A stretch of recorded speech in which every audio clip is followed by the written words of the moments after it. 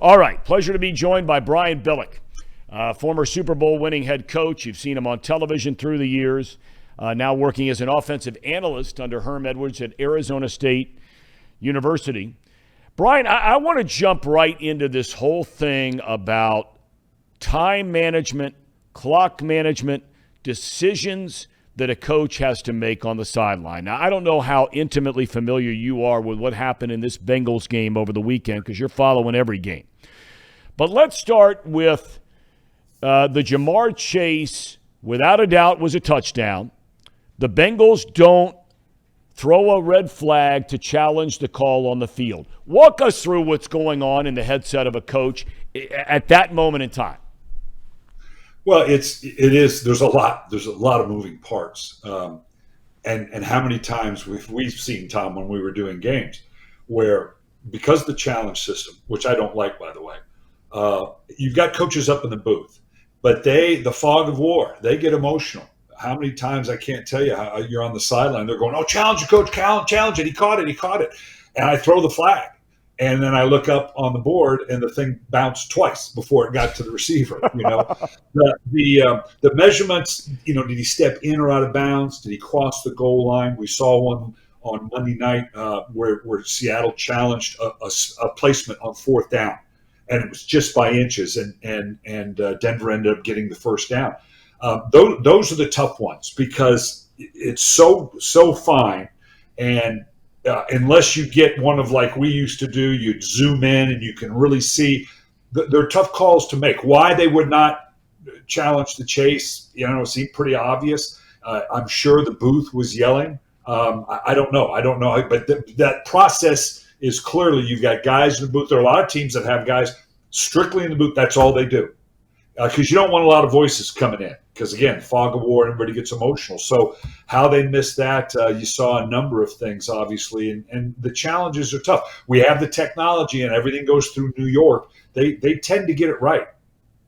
When you say you don't like the way it's set up right now, and look, you get under 2 minutes, and that's when, you can forget about challenges. Everything goes right up to the booth. What don't you like about the way the system is set up now? Just the fact I don't think we need the challenge system. You just said it. In the most critical part of the game, when the most critical calls are made inside 2 minutes, there are no challenges. It goes strictly to the booth. Well, why don't we do that the whole game? We have the technology. We just got done watching the U.S. Open, right? And no lines judge because we have the technology to see, was the ball in or out of the court by just the scantest amount of distance. We have the technology. It is fluid enough. The guy on the field, quite frankly, all he does is go to the sideline and do what the New York tells him to do. It was in, it was out, it was a catch. It wasn't this, it wasn't that. So in my opinion, the technology and the way we've got it framed up now, we don't need the dog and pony show or the waste of time of the official going into the booth. He's got a communicator. New York's communicating, saying it was a catch, it was out of bounds, and you can move on. I'm not asking you to critique in any form or fashion, nor will I the entire year. You're kind enough to give us your time, and I don't want to go down that road. But I just want to know from when you were a coach and you're on the sideline, the Bengals punt with 13 or 14 seconds left on the game clock and the play clock, which gave the Steelers that additional time to ultimately get down the field, and that additional 13 or 14 seconds led to them getting down the field to kick the field goal to win the game. Do you expect your punter, or who is responsible, I should say that? Is it the guy who's standing in front of the punter, behind the center, who's the one that ought to be keeping an eye on the play clock before you actually snap the ball? Yeah, it's all of the above. We saw a lot of that. And clock management is always one of the toughest things to get down pat, particularly inside of 2 minutes. I think we talked about it before. Some MIT Digit-Domo said there are 1 billion different combinations that can happen inside of 2 minutes in a game based on field position, score differential, who had the ball, what happened during it. And I always used to tell people, well, I got the first half 500 million. That I got down pat. It's the next 500 million that are kicking my butt. There's a lot of moving parts. You're right. In that situation, it's all above the head coach, the special teams coach, to every member of the snap, and the snapper and the punter and the up back saying, guys, you want to bring the clock down. You see it all the time. Quarterbacks slow playing at the line of scrimmage, bringing the clock down at the end of the game, trying to eat up the clock. And obviously in special teams the same way. We saw some terrible clock management on the Monday night game with Kansas City and Seattle, where Denver, they just wasted with Russell Wilson on a final drive. All he needs is a field goal. And all that Russell Wilson does to let 15 seconds go off the clock for them to decide what they were going to do on a 4th and 5 instead of maintaining the time. So it is a lot to it. It does have to be highly organized and communicated, but in that instance, clearly the special teams coach and the head coach should have been communicating, and they likely did, with the kicker going, hey, let this thing, we don't want to leave any time. Okay, the game is what it is right now. Obviously overtime. Let's not give them any chance of life. And so, yeah, in this instance, the clock caught them. Before we get to a couple of other big topics around the league, since we're talking about, a second ago, rules and those kinds of things, Clark Harris is the long snapper and has been for nearly 15 years for the Bengals. Every team has a designated long snapper. Most teams, that's their only job. Should the NFL consider having an additional roster spot for a place kicker, a punter, and a long snapper active? You know what? As we lengthen the season, and because you're right, the size of the roster, you don't want, or the league doesn't want games to be decided because a team is overrun with injuries. Now, you can only go so far with that, and the roster can only be so big, and there's certain things that they adjust. You're right, at those positions, and you really, on the regular roster, you can't afford to keep a backup snapper, a backup punter, a backup kicker. You could even say a backup holder for that matter, because you can find guys on the team. Now, the snapper and the kicker, that's a tough one. I remember we went up and played the Jets one time, and my punter goes down. I ended up Cordell Stewart having to punt for me. He hadn't done it since college. Actually got special teams player of the week because he cranked off an 80-yarder, now about 20, and rolled the remaining 60 and in the Meadowlands against the Jets. So to answer your question, yeah, it might, because you'd hate to have, particularly late in the season, critical games come down to the fact that your snapper got hurt. And the game was affected. Now you could say, the purists say, well, hey, that's it. You got the roster size, and that's football, and if that's the way it falls, so be it. But you'd like for the game to be won or lost on the pure talent of the individuals involved, compared to the fact that you just had the bad fortune of losing a key player like that, whether it's a place kicker or it's a snapper. Now, will they ever do that? Unlikely. You always develop that backup snapper, and again, you worry about that because they don't do it on a regular basis. But certainly, with the roster sizes we have, might be something to think about. Aaron Rodgers the other day, almost from the very first quarter, and we discussed this topic last week about Devontae Adams leaving. They still have some good skill position players there, but Rodgers was not happy in the preseason about the way some of the younger guys, or some of the older guys for that matter, were running routes. In the first quarter, he's rolling his eyes, he's shaking his head. And that's Aaron Rodgers. That's been his personality for a long time. But him being up here, and I mean way up here, okay, as a big star, future Hall of Famer, some say the greatest quarterback of all time. That's debatable, of course. But when you're the head coach, can you call Aaron Rodgers into your office, or would you call him into your office and say, Aaron, look, we're all trying here. We can't have that kind of body language out on the field. Yeah, I think Matt LaFleur has to be worried about being called into Aaron Rodgers' office because that look was right at him, like, okay, this is where we're at, right? You're not going to hold on to our good people. You're going to make me deal with this constant changeover with the receiving corps.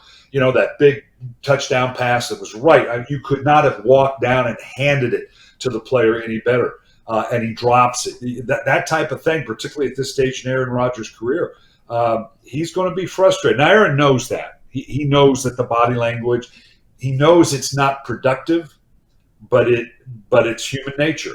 And I would think Matt LaFleur and the GM in Green Bay have to be more concerned about being called on the carpet for, well, how did you let us, a good football team, let us get to this point? Now, having said that, let's not, Minnesota at home, of course, played very, very well. Kirk Cousins was outstanding, and they ran the ball. Dalvin Cook looked outstanding. The receivers, Jefferson was out. Thielen were very, very good.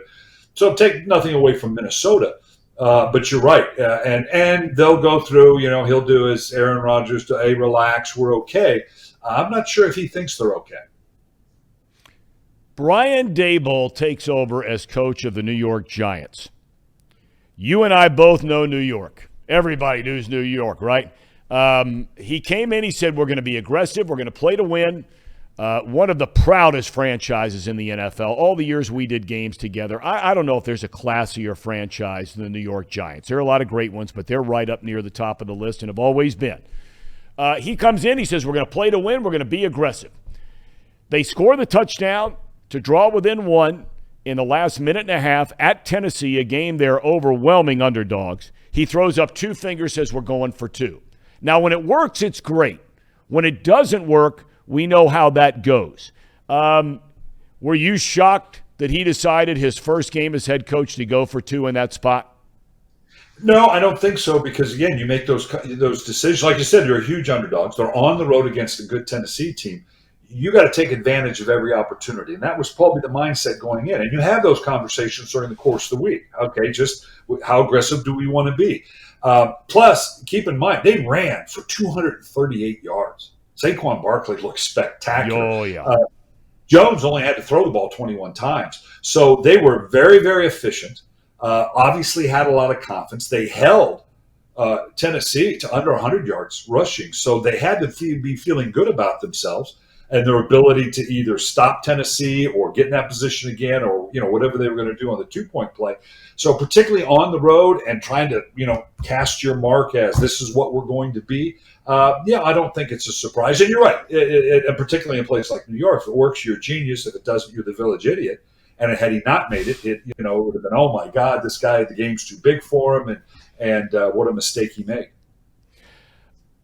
We also discussed the whole Arizona thing. I don't know if you heard any of the comments after the game to Cliff Kingsbury, the head coach in Arizona, and then to Kyler Murray, the quarterback. And we all know about the contract situation, the details that got out about the contract. We talked about that and what a debacle it was. We knew that if they didn't play well, you said it here on the show last week, that this was now going to start to snowball. They got obliterated by a really good Kansas City team. But all the problems that the Cardinals had last year, multiple problems when they collapsed down the stretch and then got eliminated in the first round of the playoffs, they were all there again. And the question started right away about how you practice, how you prepare. And I don't know about you if you saw some of those or heard some of those comments, but I heard them and watched them this morning. It already seems like there is a huge disconnect, and I could be 1,000% wrong, between the head coach and the quarterback. Yeah, we did talk about that. And it's true of every team, whatever issues you have in the off season, and you hold them in arms, no big deal, it's the off season, and the players are fine, and we work past it, and there's time for pay, and there's time for play, and all those cliche things you say. That's all well and good if you play well and you win. If you don't, all of those things come cascading down on top of you. And you could try to say, no, we're not focused on that, but quite frankly, you don't have a say in it, because people like us are going to talk about it and bring all that kind of stuff up. And I think Cliff Kingsbury is, along with his quarterback, under a lot of heavy scrutiny. He came in under unique circumstances. Is this style of play going to win? Obviously, their plan was to match him with the great player Kyler Murray, and we were going to have this wide open shotgun offense and wide open shoot from the hip. And it hasn't been real good. And certainly Kansas City kind of, they were in the A division and Arizona was not. I'm obviously in Arizona a lot going back and forth with my duties with Arizona State. And so there are a lot of questions. And so the questions about Kyler Murray, who played okay. It's not like Kyler Murray. I mean, obviously Kansas City. We had questions about Kansas City and were they going to look like Kansas City without Drew Hill. They just picked up where they left off. 5 touchdowns by Patrick Mahomes. They had 5 plays, 5 explosive plays. Kyler Murray played okay. They didn't run the ball as well as they needed to, and the defense had no clue how to stop Kansas City whatsoever. So Cliff Kingsbury, as the head coach, has a lot bigger questions than just what's his quarterback doing and how are we doing offensively, and can my stuff really work in the National Football League? As a head coach, because obviously he's responsible for what's going on the defensive side as well. And that makes that a very big game because they're at the Raiders, and the Raiders have some questions to answer. Yeah, like we said. After week 1, half the league is absolutely panicked. Oh my God, what are we going to do now? Now you talk about the pressure about an 0-1 Cardinal team playing the way they did versus an 0-1 Raider team who threw all those interceptions with Derek Carr. One of these guys needs to get healthy, and the other one is going to be in full panic mode. Speaking of panic mode, the Dallas Cowboys. They looked terrible even with Dak Prescott. Their defense actually did okay. You allow 19 points to Tom Brady in that offense. That's playing good football. But the offense, and I've thought it for years, I love Prescott as a guy. I'm not as big a believer as some others are in Prescott. Unfortunately for him, he gets hurt. We know what the whole world is like down there in Jerry World. If you're Jerry Jones today, now he said they're not going to put him on the injured list. They think he can be back in 4 weeks. The doctors are saying more like 6 to 8 weeks. So even if you split it, say 6 or 7 weeks, somewhere in that range, right? They've already lost. They're playing the Bengals this weekend with a backup quarterback. You know the Bengals are going to come down there and play much better than they did the other day, especially Joe Burrow. If you're Jerry Jones, are you making phone calls to inquire about somebody like Jimmy Garoppolo? Or are you going to play this backup who's been around the offense and the organization for 4 years, but he's a backup? What do you do? That's a tough one. What do they really think Prescott, the timetable is on the Dak Prescott? Because they're in a division that, in the last few years, 9-7 can win the division. I don't know if it does this year. Obviously, Philly looks pretty good. We just talked about the New York Giants. Washington actually looked pretty good. So I don't know if that's the way it's going to pan out. Maybe you do because they still think they're a pretty good team, and it is Dallas. That's the thing right now. Mm-hmm. And I was in Dallas on my way to and from Stillwater. It's the Cowboys, and so it's the end of the earth, or boy, we're going to the Super Bowl. And right now, the pure panic mode of how good are we going to be. And you're right, Jerry's got to deal with this. Not Mike McCarthy, because as we know, Jerry Jones, he's the guy that's doing the press conferences after the game, right? So it's Jerry. Mike's just kind of a conduit in between. And now it's going to fall on McCarthy and the OC to, can we manufacture enough? Can we get the running game going? Is our defense playing well enough to kind of keep us in this, notwithstanding what is the time frame for a Dak Prescott? That's the one thing we don't know. The trainers and the doctors, that they've got to be on their game to say, okay, Jerry, it's going to be 5 weeks, it's going to be 8 weeks, it's going to, and not press that timetable. But they could be reaching out and seeing if, because it's hard to imagine that as good as the Rush kid's been around and all that, to think that they're going to hold up for 8 weeks. I'm not sure that's the case. Yeah. All right, Brian. We thank you as always for your time. Great insight, and good luck to the Sun Devils. Who you got this week? They're at home against Eastern Michigan, and then come back and play University of Utah. So it gets real quick. Yeah. Well, I want to talk to you a little bit about the college game next week when we get together. But thanks for your time as always. Good to see you. Sounds great. All right, buddy. Brian Billick, he's the best. Great insight there on multiple fronts, especially that whole bullets flying, what's going on the sideline when you're a head coach, decision making in like that.